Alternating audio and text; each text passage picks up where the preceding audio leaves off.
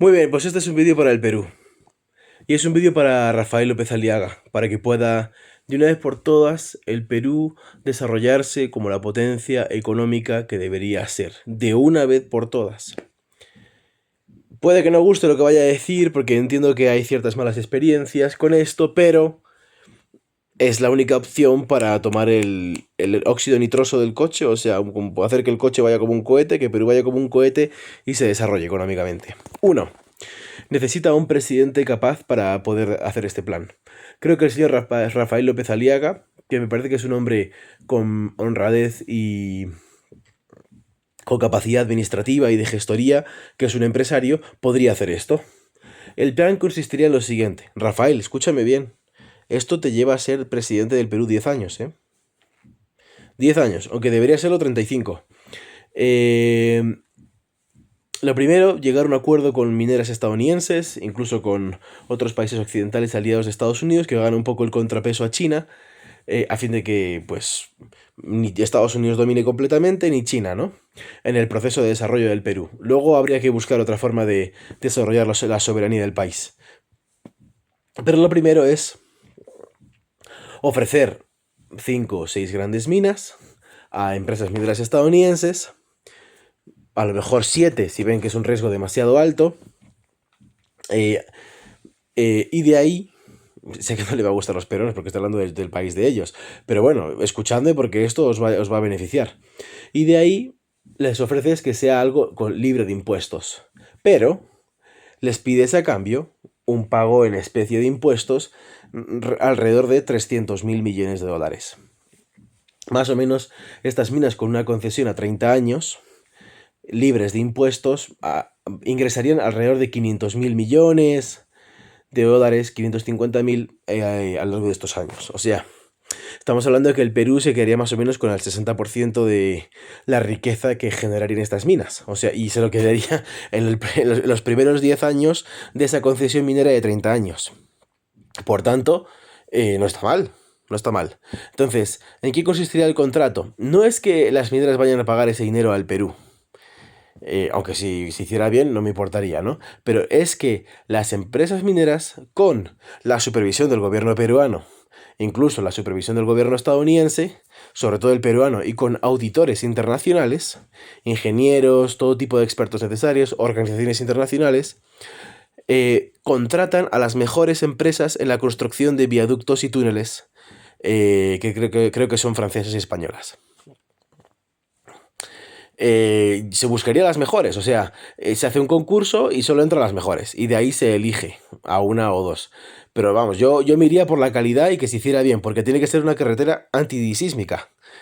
Entonces, con esa inversión se construye una autovía de túneles y puentes de 3.500 kilómetros, desde más allá de Cajamarca, quizá tocando Ecuador, hasta quizá tocando Bolivia, que tendría varios ramales para ayudar el transporte de los minerales de las minas, que estarían por todos los Andes. Serían como las 5 concesiones, ¿no?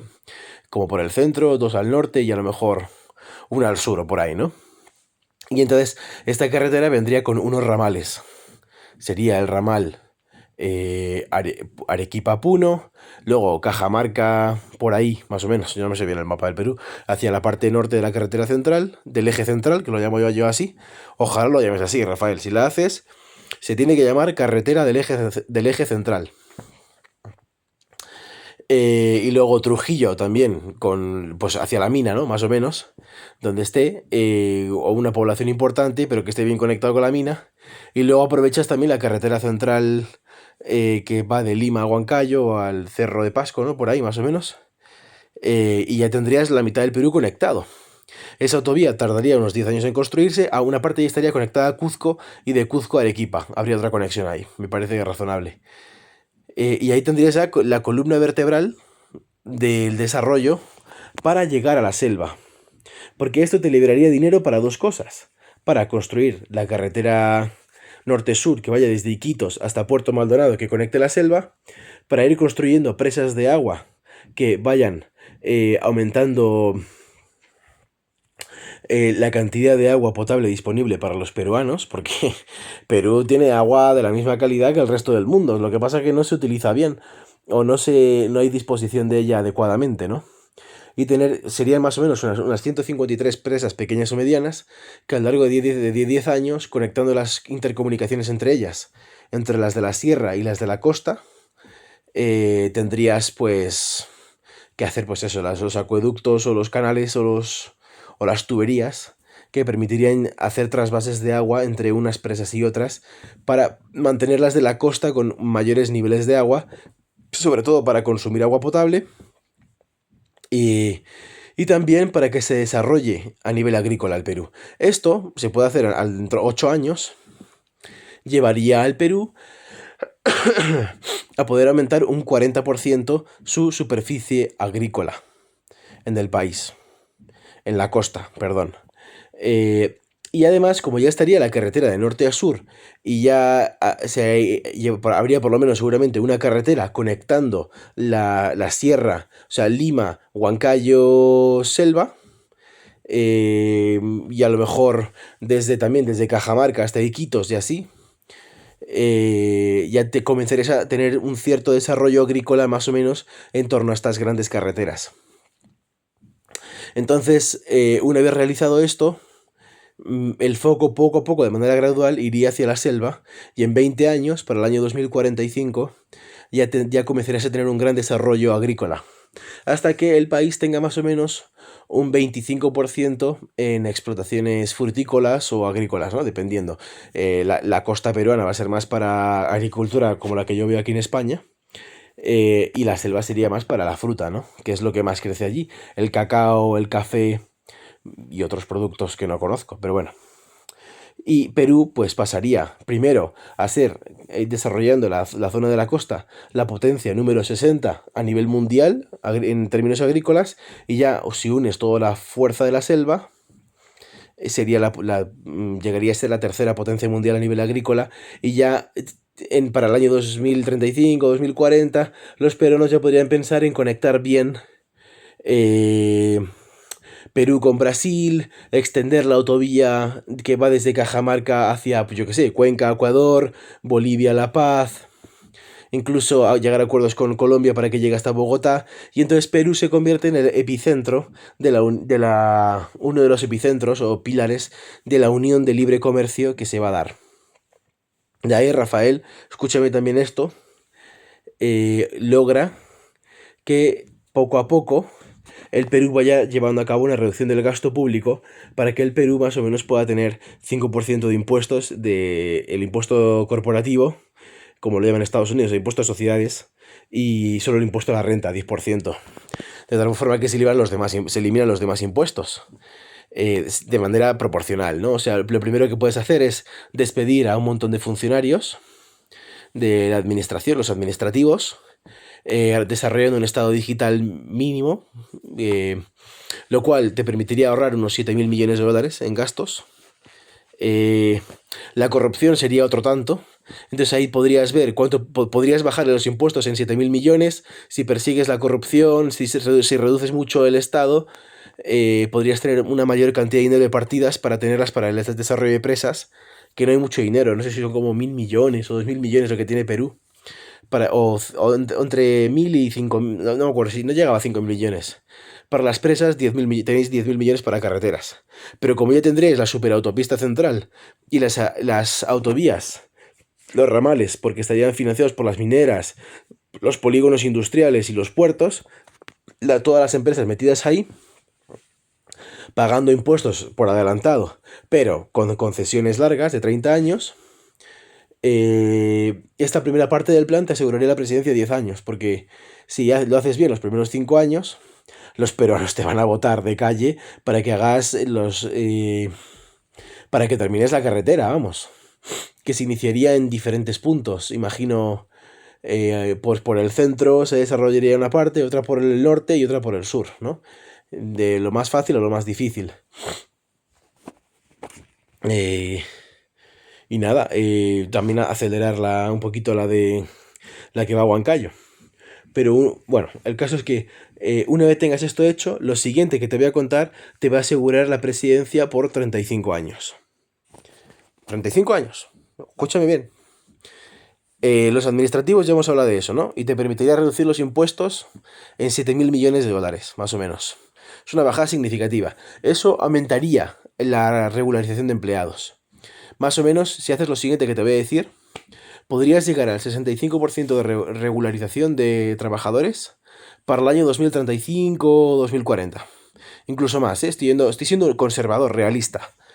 Los primeros 5 años de tu presidencia desarrolla un plan, como digital, de digitalización para que pueda llevarse a cabo el sistema sanitario holandés, que es como algo público-privado, ¿no? Que se va a ir aplicando de forma gradual durante 10 o 15 años, en función del desarrollo del país. De tal manera que se está buscando la privatización de la sanidad, pero a la vez que se garantiza la sanidad pública, o sea, el acceso a la sanidad universal. O sea, nadie tendrá que pagar más allá de lo que pueda. Entonces, los primeros 5 años es el desarrollo de la infraestructura, y los siguientes años se va aplicando de manera gradual. Los primeros no pierden, digamos, el acceso a la sanidad pública, tienen que pagarse un seguro de sanidad privado, en ciertas características o condiciones. Si estos, digamos, las clases más altas, a quienes se aplicaría primero, no pueden llegar a tener un tratamiento médico en específico, bueno, pues se les paga, ¿no? Y después, poco a poco, vas bajando las clases medias altas. A lo mejor tras 5 años, las clases altas y las clases medias altas y alguna clase media superior acomodada puede pagar el seguro de salud privado, tras 10 años de transición.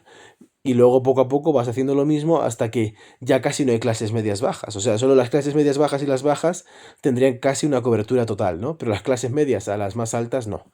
Y eso reduciría el gasto en sanidad más o menos un 30%.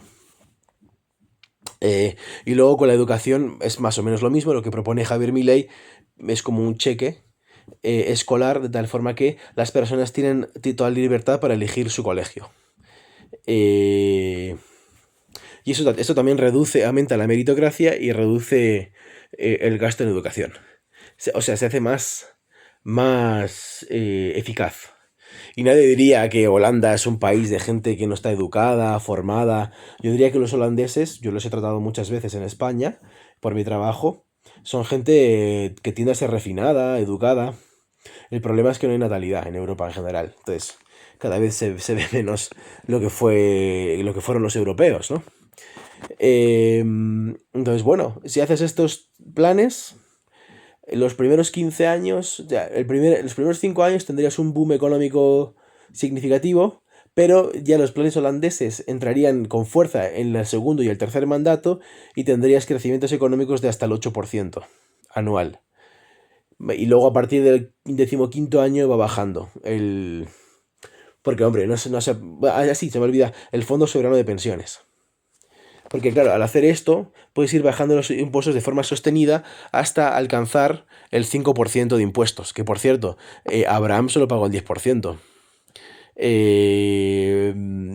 Dios solo te pide que des el día de reposo, un séptimo de tu vida. Entonces, un 10%, un 5% en impuestos sería lo crucial. Y de ahí ya, para cerrar el círculo, iniciar planes en torno al desarrollo de las universidades, quizá creando centros de investigación, facultades en ciencias, pues en ingeniería y otras ciencias, quizá más cercanas a los polos industriales, pues en Cajamarca, en Arequipa, en Trujillo y en Lima. Vas creando centros de investigación especializados donde puedas invitar a que lleguen, a que puedan poner sus sedes quizá en América grandes empresas tecnológicas. De tal forma que Perú pueda convertirse en un país que facilite el desarrollo de la tecnología. Esto va a facilitar que los peruanos accedan a estas empresas para poder participar en el desarrollo de las tecnologías. Y esto va a comenzar a incentivar el talento para que Perú pueda desarrollar sus propias patentes tecnológicas. Bueno, peruanos, ¿no? Los peruanos. Y esto ayudaría a equilibrar la relación de libre comercio que se puede dar probablemente entre Estados Unidos y América, ¿no? Y habría un equilibrio, una igualdad en las relaciones de libre comercio.